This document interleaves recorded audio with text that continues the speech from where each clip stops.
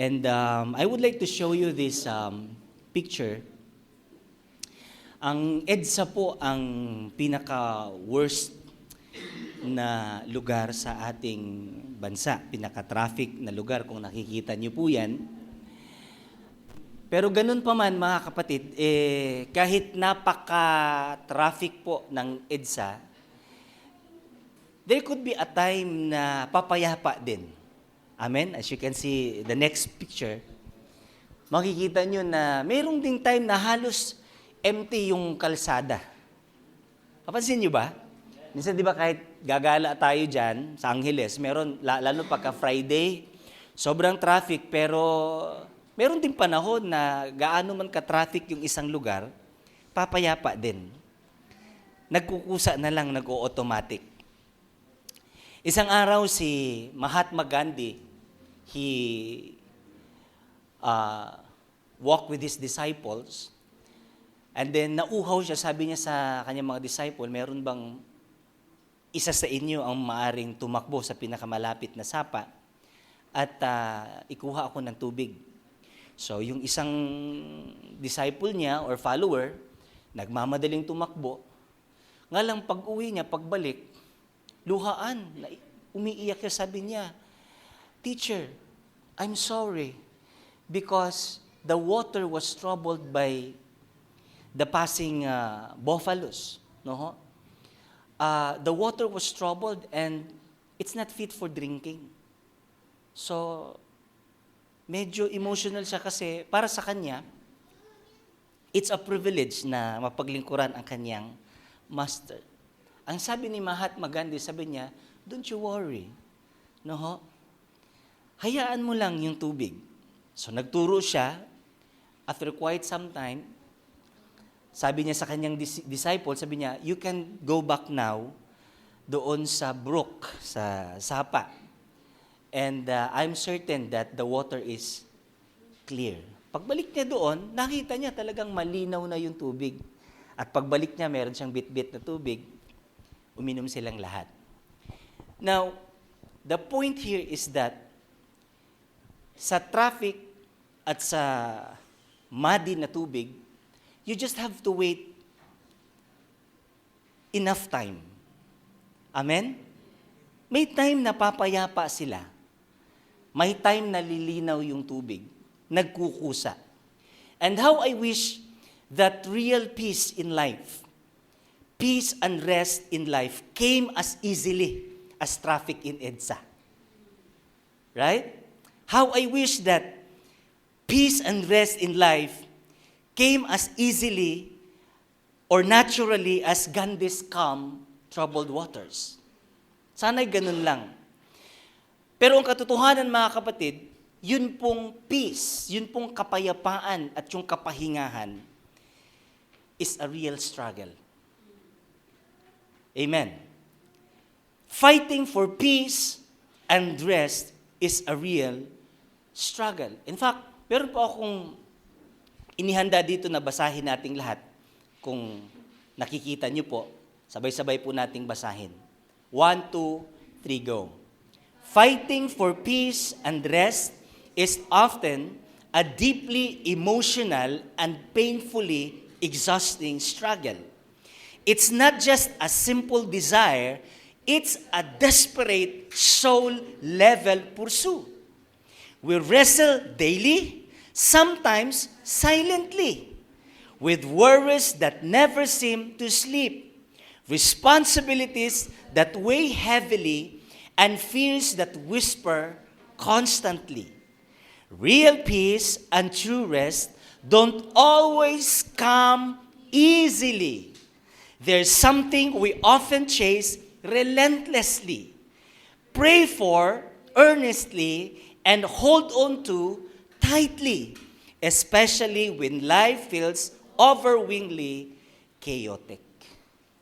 So, makita po natin na peace and rest is a constant struggle for each of us. Kayo ba ay nag-i-struggle din ng kapayapaan at kapahingahan? Ha? Bakit ka gumigising araw-araw? Amen. Isa lang po yan. We struggle to achieve peace. Tignan mo ha, pag nabayaran mo na yung kuryente mo, anong mararamdaman mo? Peace and rest. Diyan tayo nag-i-struggle. Come on.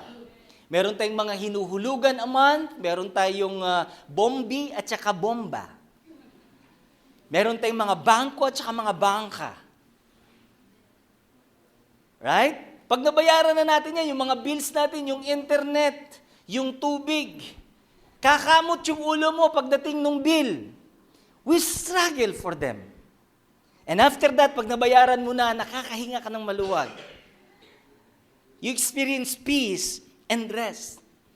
So, these things are a constant struggle for us. In fact, in Joshua chapter 11, verse 18, ang sabi ng Bible, Joshua made war a long time with all those kings.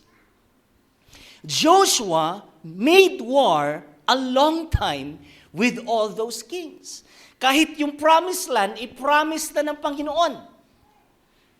At sabi ng Lord, i-claim nyo na, pero it takes a lot of struggle.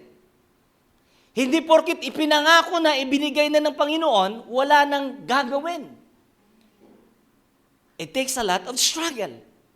Kaya ang sabi ng verse 18, si Joshua na namumuno sa bayan ng Israel, he made war long time with all those kings. Yung mga hari na naunang namugad sa promised land, sa Canaan, he made war with his kings, a long time war. So, it is not easy, right? Amen ba? Ang kapayapaan, talagang, it don't always come easily. So, mga kapatid, ganun pa man, every God-given dream and vision is a promised land worth fighting for. Amen. Ganun pa man, kahit merong struggle, yung vision natin, yung pangarap natin, all your dreams, mga kabataan, mga estudyante, gusto kong mag-college, gusto kong makapagtapos sa pag-aaral, gusto kong ganito, gusto kong ganyan, those are dreams and visions. And those things comes from the Spirit. Because dreams and visions are the language of the Spirit. So, kung meron kang pangarap, there is struggle. You have to wrestle with your dreams and visions, but those God-given dream and visions is a promised land worth fighting for. Hanggang sa makamtan mo ang kapayapaan at ang kapahingangan. So, mga kapatid, today I would like to share with you rest from war. There is rest from war. Amen? And if you have your Bible, please open your Bible in Joshua chapter 11, verse 23. Okay, didiretso na ako dito para hindi tayo masyadong mapahaba. So Joshua took control of the entire land. Okay? Just as the Lord had instructed Moses, He gave it to the people of Israel as their special possession, dividing the land among the tribes, so the land finally had rest from war. May Tagalog dito. Pwede ba natin basahin yung Tagalog? Okay, basahin ko na lang ulit, ha? So Joshua took control of the entire land, just as the Lord had instructed Moses. So yung instruction, nagmula pa kay Lord down to Moses. And then He gave it to the people of Israel as their special possession, dividing the land among the tribes, so the land finally had rest from war. In other words, since dumapo sila sa lugar na yon, nagyera na. Grabe yung gera, grabe yung bakbakan. At nung matapos makonquer nila ang lupang pangako, dun pa lang nagkaroon ng kapahingahan. So, there are there are three unforgettable incidents you must explore in this passage, chapter 11. Number one, the promise fulfilled. In this chapter, makikita po natin that the promise has been fulfilled. Nangako ang Panginoon kay Abraham. Anong sabi niya? Abraham, I will give you this land. Tapos sa kanyang anak, kay Isaac, I will give you this land. Tapos kay Jacob, I will give you this land. Tapos sa 12 tribes, I will give you this land. Hanggang kay Moses, I will give you this land. Tapos hindi na naman nangyari hanggang kay Joshua, I will give you this land. Kung titignan po natin, umabot po mahigit 400 years bago na fulfill ang promise ng Panginoon. Well, ang tagal naman, Pastor. Is God delay? Tapat ba si Lord? Yes, of course. And God's delay is not a mark of His unfaithfulness. In fact, God's delay marks His faithfulness. Bakit ko nasabi? Naalala niyo ba yung tinuro ko dito? I think in Genesis chapter 17 ba yun? Nung nag-establish sila ng covenant si God at saka si Abraham, hinati nila yung mga handog. Dapat silang dalawa lalaka doon. Sino man sa kanila ang papalpak, magiging katulad doon sa hinandog nilang mga hayop mahahati. Naalala niyo yun? Ang ginawa ng Panginoon, pinatulog si Abraham. Si Lord lang mag-isang lumakad sa gitna ng mga handog. Na ang ibig sabihin noon, anumang mangyari, hindi si Abraham tatamaan ng sumpa. Because hindi siya kasamang lumakad. So, the covenant was established, and then pagkagising ni Abraham, or during his sleep, na naginip siya na ang kanyang lahi ay magiging alipin ng daang-daang taon sa Egypt. So, yung delay na akala natin unfaithful si Lord, it's not actually a mark of God's unfaithfulness, but a mark of His faithfulness.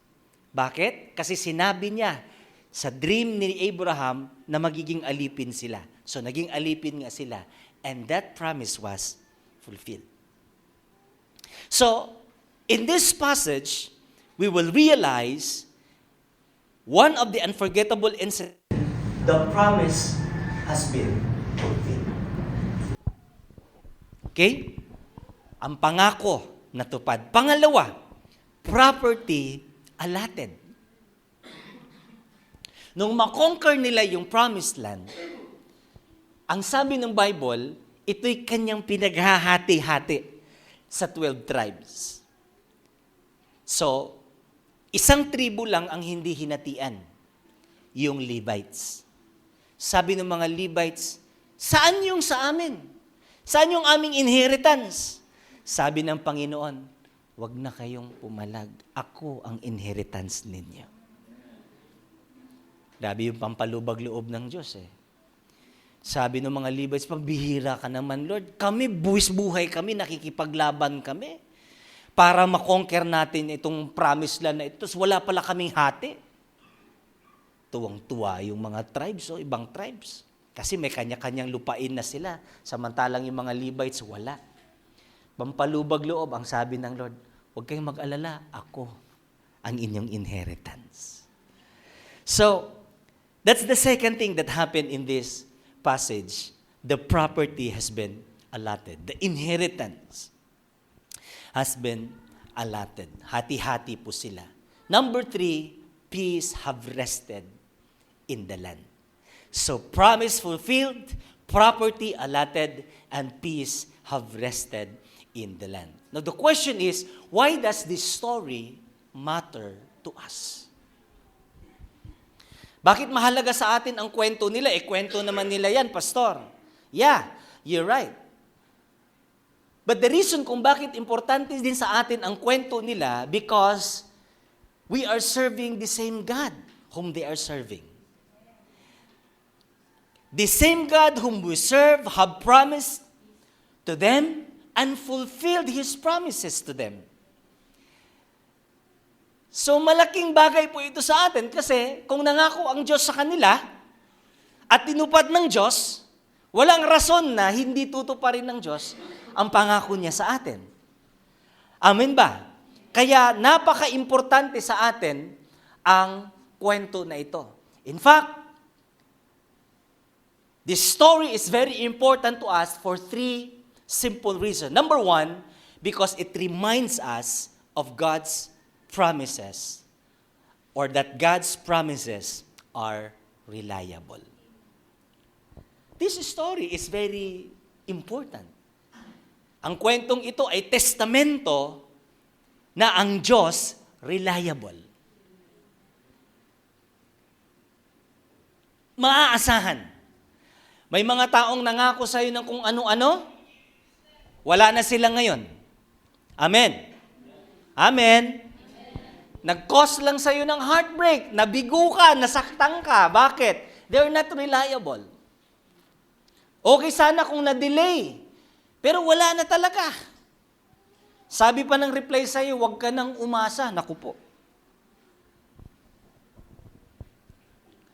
So, mga kapatid, their story is important to us because it reminds us that God's promises are reliable. Hindi lang yung kanyang pangako, siya mismo reliable. God is faithful in fulfilling every word He has spoken. His promises never fail. Napakasimple ng Bible. Hinihikaya tayo na magtiwala sa Kanya because we know from this story that God is reliable to His promises. Number 2, bakit importante sa atin ang kwentong ito? Because it reminds us that God's proofs of His faithfulness are undeniable. Mga kapatid, ang bansa po ng Israel hanggang ngayon, nag-i-exist pa din. Patunay na ang ating Diyos tapat sa Kanyang pangako. You cannot deny. There's a proof. Pinatunayan niya. Kaya ang sarap eh. Alam niyo, ang pagbabasa ng Bible hindi talaga waste of time. Kaya ang pagdi-devotion hindi waste of time. Bakit? Alam natin na ang Panginoon reliable. Alam natin na kapag pinanghawakan natin yung Kanyang salita, reliable. At hindi lang siya reliable, marami sa atin, marami na tayong natanggap na mga proof. Naranasan na natin kung gaano kabuti ang Diyos, gaano katapat ang Panginoon sa ating mga buhay. Ang dami ng mga patunay. And God's faithfulness is undeniable. We have all the proof. Amen? Dati nga gusutin ka lang Dugyot ka lang Dati payat-payat mo lang Di ba? Ngayon, sana all. Well, again, dati nagre-rent lang tayo, ngayon nandito na tayo. Dati nangungupahan ka lang, ngayon may sarili ka ng bahay. Dati nagko-commute ka lang, ngayon may sarili ka ng motorsiklo, may sasakyan. Well, those are God's proof. And it's undeniable. Amen? Pero yun mo, ang Bible, ang tandaan ng Bible, nasa 4,000 years old na. Ang Bible. At ang Bible, hindi lang siya spiritual, historical pa.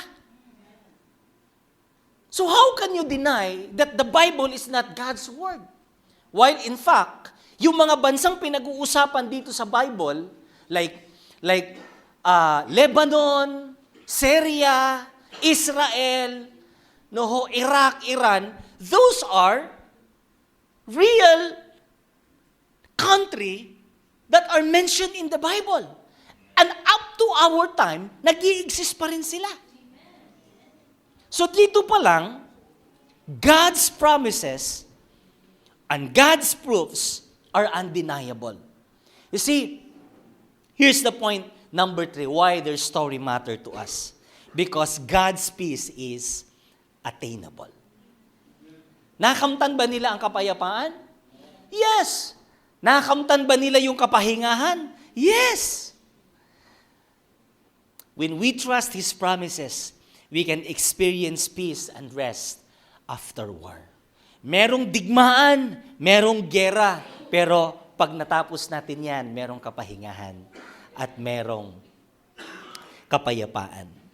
So, how to conquer your promised land? Kasi sila, na-conquer nila yung kanilang promised land eh. So there is no real peace and rest without conquering your promised land. Tandaan po natin, binanggit ko kanina, your visions and your dreams are God's given promised land that are worth possessing for. Hanggat hindi natin nakamtan yung tinatawag nating promised land, yung vision, yung dreams, it's hard to define success eh. Kasi some would define success as money. Some would define as property, possessions, and positions. Ang gusto ko lang i-define ngayon is yung fulfillment. Kasi may mga taong mayaman, maraming salat sa ganitong bagay, but they don't have fulfillment. They felt emptiness. Amen? Parang si Zacchaeus, yung topic namin kagabi. Meron siyang possession, meron siyang position, but there is emptiness in his heart. So how can you define success? Through possessions and positions. So I want to talk today about fulfillment.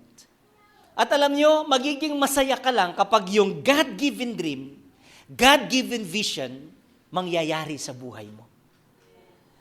Nga lang po, matinding pakikibaka yan. Amen. At pag nangyari yan, pag nagtagumpay ka, doon mo makakamtan yung tinatawag nating peace and rest. So, how to conquer your promised land and find rest from war? Number 1, believe. Believe. Ang tanging puhunan lang ni Abraham, ni Isaac, down to Moses, and down to Joshua, was to believe God in His promises. Anong ibig sabihin ng believing? To believe means having the confidence in what God can do. Kung naniniwala ka na kayang gawin ng Diyos ang kanyang pinangako, that is faith. That is believing. Having full assurance that what God says He will do and truly He can do. That's faith. That's believing. If you are confident that God can do what He says He will do, then that is faith. Amen. So that's how we conquer our promised land. Faith. Faith. Faith to believe. Manampalataya. Number 2, trust. Trust. Sabi natin lahat, trust. How to conquer your promised land and find rest from war? Trust. What is trust? Trust means the confidence in what only God can do. Have you seen the difference? First, you believe that what God says He will do and He can do. That's faith. That's believing. Yung naniniwala ka na yung sinabi ng Diyos gagawin niya, that's faith. Pero yung trust kakaiba. It means confidence in what only God can do. May mga bagay na hindi mo na kayang gawin. Amen. May mga bagay na, Lord, ginawa ko na lahat. So, that's it. Nagawa mo na lahat eh. Huwag mong gawin yung para kay Lord. Gawin mo lang yung magagawa mo. Yung hindi mo na control, it takes trust. Have you seen the difference? So kapag kinakaya mo yung mga bagay na kahit hindi mo na kaya, out of control na, nai-stress ka pa rin, you have issue with trust. Di ba? Pero, kapag nilet go mo yung mga bagay na hindi mo na kontrolado, and let God do what only God can do, then that is trust. It is choosing to rely on God, especially in the areas where we are powerless or limited. Yung hindi na natin kontrolado ba? Mga bagay o mga areas sa buhay natin na powerless na tayo, wala na tayong magagawa. That's when we fully trust the Lord. Amen? If you read the passage, at kung try mo suotin yung sapatos ni Joshua, it's very hard to believe and to trust the Lord. Bakit? During this time, na-conquer na nila yung southern part. Southern, yung baba ng Israel. This time, kino-conquer nila yung northern part. Nga lang sa northern part, merong mahigit 5 hari, nag-collaborate silang lahat laban kay Joshua. Mag-isa lang, bansa, laban sa mahigit 5 bansa. Nagtulong-tulong sila. And as you can see, dahil taga-roon sila sa Canaan, kabisado nila lahat yung lugar. Pero ang sabi ng verse 6, instruction ng Lord sa kanya, Joshua, huwag kang matakot. Bakit napatanong si Lord na huwag kang matakot? Kasi sa kalagayan ni Joshua, nakakatakot naman talaga eh. Ang sabi ng Panginoon sa kanya, huwag kang mag-alala, ibibigay ko silang lahat sa'yo. I mean, how could you believe and trust the Lord by simply saying that? It's hard to believe and to trust. Pero alam niyo, wala tayong choice. May choice pa ba si Joshua? Kundi, magtiwala at manampalataya. So, ito yung hinihingi ng Panginoon sa atin. To believe in Him and to trust in Him. Especially on the areas where we are powerless and limited. Number 3, how to conquer your promised land and find rest from war. Obey. Sabi mo sa katabi mo, obey. Ito yung pinakamadali, pero pinakamahirap. Amen? What is obedience mean? Obey means the confidence to act on what God says you can do. Kapag may pinagawa si Lord sa'yo, ibig sabihin, kaya mo. Pinagawa sa'yo eh. Kapag hindi yan pinagawa sa'yo, ibig sabihin, hindi yan para sa'yo. Si Lord dapat gagawa dyan. Trust ang kailangan dyan. Pero dahil pinagawa sa'yo, kaya mo. So your assignment is to focus on what God was telling you to do. Gawin mo to, gawin mo yan. And so, what happened? First, he believed. Second, he trusted the Lord. And third, he obeyed the Lord. Kaya nung sinabi ng Panginoon kay Joshua, Joshua, ayan na, nagkukumpulan na sila. Ang description ng Bible, yung isang lugar na puno, parang buhangin ng dagat sa kapal ng mga kalaban na kinakaharap nila.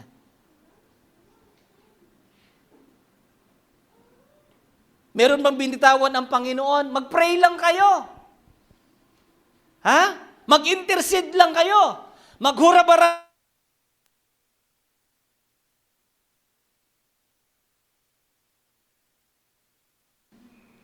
Bakit? Kaya nila yun eh. Kahit underdog pa.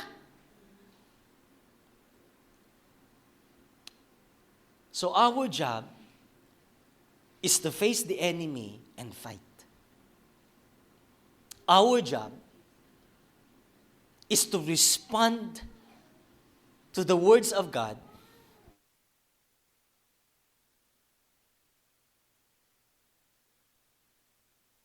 So,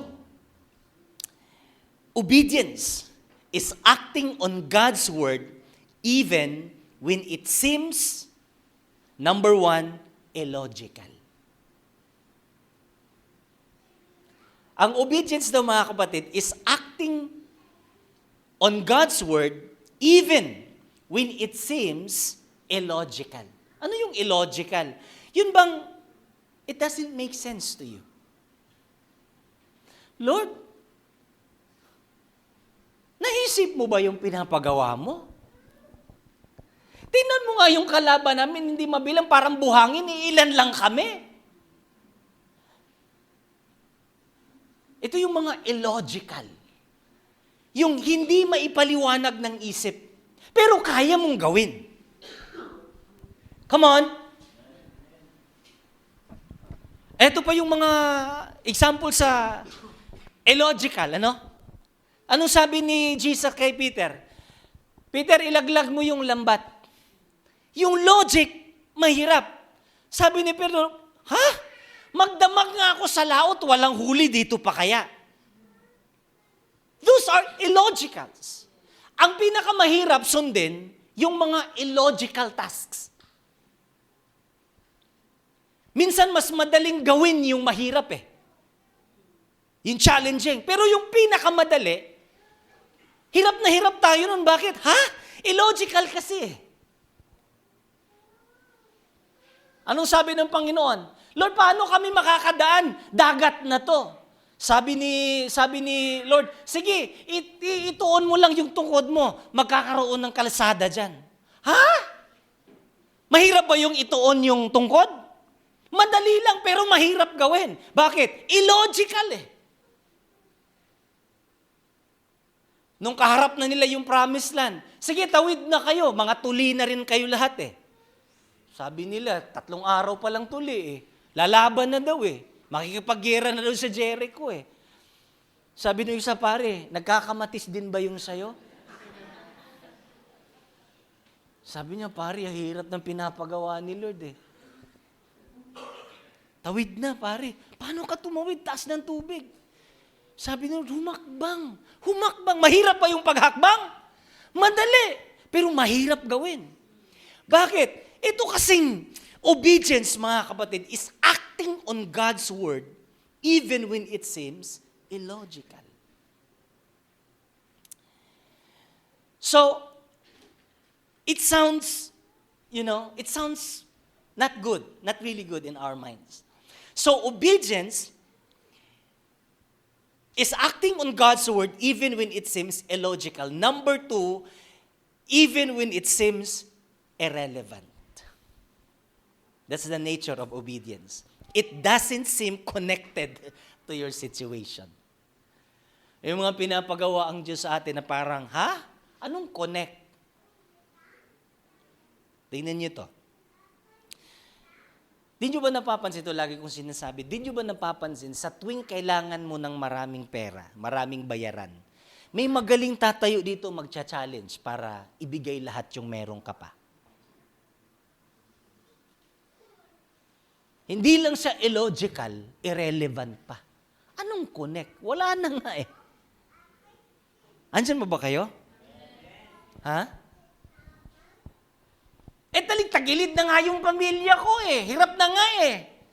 Grabe na yung struggle sa pamilya. Maglilingkod pa ba ako? Kasi may magcha-challenge ito. Maglingkod ka kay Lord. Lalo kang magiging tapat. Ha? So these things are very illogical and very irrelevant. So kahit ang isang bagay napakadaling gawin, ang hirap gawin. So this is the nature of obedience, the confidence to act on what God says you can do. Kapag pinagawa ng Lord sa iyo yan, ibig sabihin, kaya mo, kaya pinagawa sa iyo. Nga lang dahil it sounds illogical and it sounds very irrelevant, kaya hindi natin siya ginagawa. So, these are the 3 components na kailangan natin para makonquer yung ating promised land. if you don't have faith to believe, natutuparin ng Diyos ang pinangako. Yun bang, Lord, ikaw nagtanim nitong pangitain na to sa aking buhay eh. Ikaw ang nagtanim nito sa aking puso, itong pangarap na ito eh. Lord, provide all my needs. You have faith to believe. Ang problema, gagraduate ka na ng high school, wala kang pang-enroll, pero gusto mong mag-aral kasi alam mo, ito yung itinanim ng Lord sa iyo. Anong gagawin mo? Ginawa mo na lahat. Of course, hanggang doon ka na lang. Kapag ginawa mo na lahat, wala pa rin nangyari, ang tawag dyan, trust. Doon ka magtitiwala sa Panginoon. Lord, ginawa ko na lahat. And that's trust. And finally, obedience. This is fundamental to us Christians. Napakasimple lang, obedience. I have here, basahin po natin lahat, yung thought na ito. 1, 2, 3, go.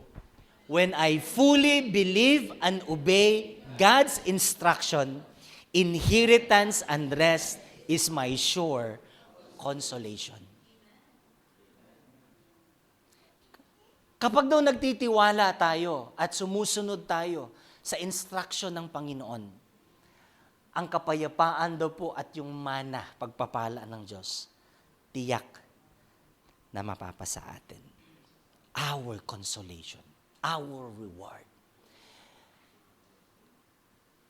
Bigyan ko kayo ng assignment kasi hindi natin to binasa ng buo. Pero I can't remember kung ilang ulit binasa dyan as the Lord instructed.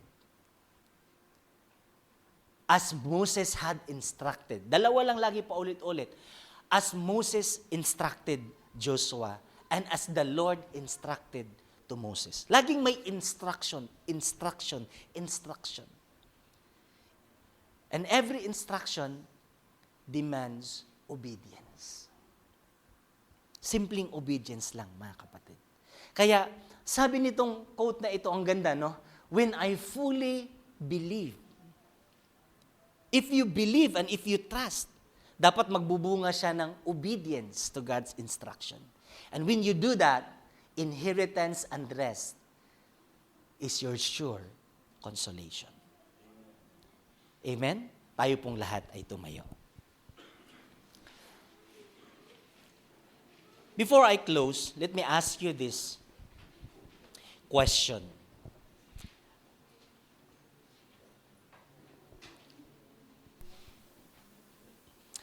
Are there promises or instructions from God that you're struggling to believe and obey?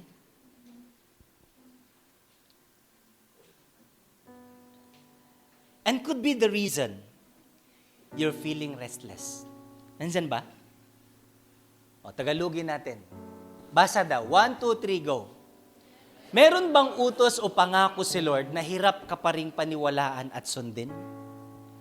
Kaya hanggang ngayon parang walang kapayapaan sa puso mo. Kagabi, we shared stories and testimonies. Well, I admit and submit to them, sabi ko, minsan pagka nagkakwentuhan kami ni Bishop Mark, lagi niya akong binabanatan, sabi niya, ba't di ka pa mag-full-time? Pagka ganun na yung mga usapan, talagang para akong napipit-pit na lata, paliit ako ng paliit eh. Sabi niya sa akin, alam mo, when I started the ministry, iniwan ko lahat to, ganyan, pinauwi ko dito yung pamilya ko from US.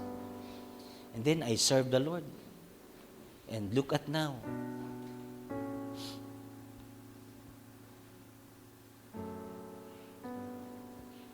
Sa kanya, hindi siya nag-struggle. Pero ako, nag-i-struggle ako eh.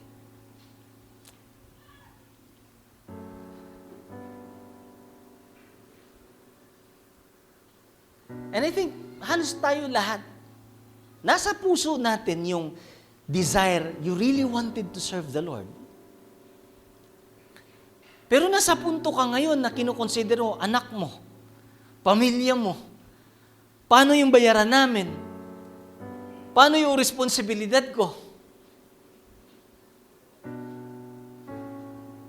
And yet God is not asking us to change the world. He's only asking us to obey. Again, let me ask you this question. Is there a point in your life? Are there promises or instructions from God that you're struggling to obey? You struggle to obey. And yan yung reason kung bakit you're not peaceful. Kaya restless ka because a very simple instruction hindi natin kayang i-obey. Bakit? Well, kasi very illogical. Ako, yung reasoning ko, hindi kayang sapupuhin eh. Yung reasoning ko, paano yung anak ko? May magka-college na akong anak. May bayaran kaming church. How can I do the full-time ministry?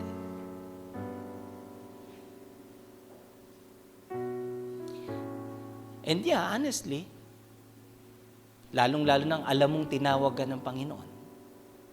But you cannot say fully yes. Kasi ang dami nating reservations. Ang dami nating agam-agam. Ang dami nating paano. Kasi madalas pag si Lord, hamunin tayo, it sounds irrelevant. And it would sound illogical. And to be honest with you, sa larangan ng ministry, I'm not at peace.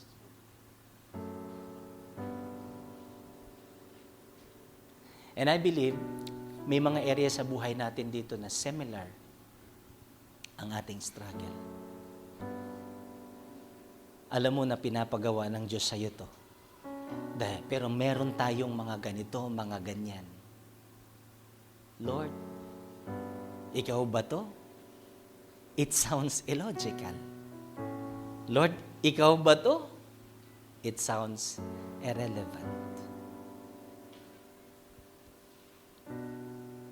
But this morning we are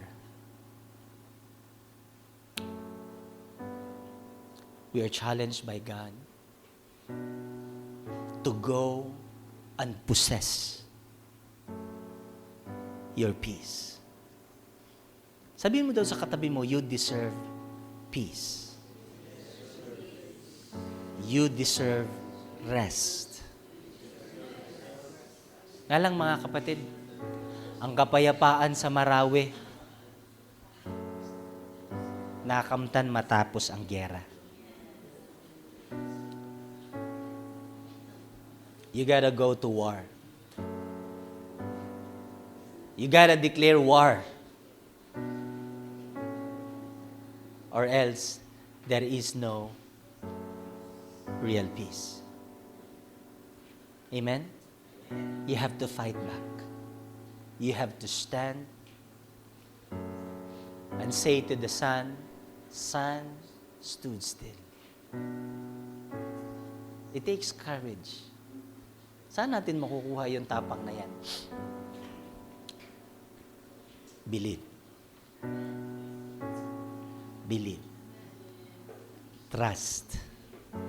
And obey. Amen?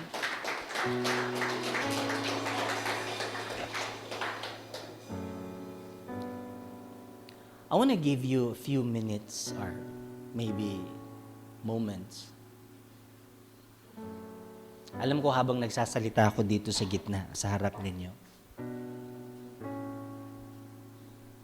nire-remind ng Lord yung mga pinapagawa niya sa'yo na hindi mo pa rin hinakbangan.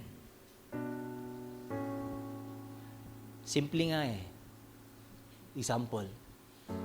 We are challenged by God to, to give, to commit, and we are afraid. Today, hindi natin nai-enjoy yung blessing. di natin na-enjoy yung lasting peace, lasting rest. Kasi hindi pa natin hinakbangan. Pero kung magkakaroon lang tayo ng pananampalataya katulad ni Joshua, pagtitiwala katulad ni Joshua, at pagsunod katulad ni Joshua, we all deserve peace. Amen? And one day, we will be enjoying our promised land. Amen? I want to hear stories from you. No? 5 years from now, 10 years from now, magtitestify ka. Alam mo na, nakamtang ko na yung aking promised land. Bakit? Anong sekreto mo? People will ask you, right? And the same principles that you are about to share. Ang sabi mo ngayon, well, I believe to what God, He says He will do and He can do. I trusted the Lord to do yung nagagawa, siya lang ang nakakagawa. He only can do. Trust is believing He can do what He only can do. And number 3, obey. Doing the things God tells you to do. We are not asked to change the world. We are not asked to die for the world. We are only asked to step at a time, do one thing at a time, and we will possess our promised land. Salamat po, Panginoon. May this message remind us about your faithfulness.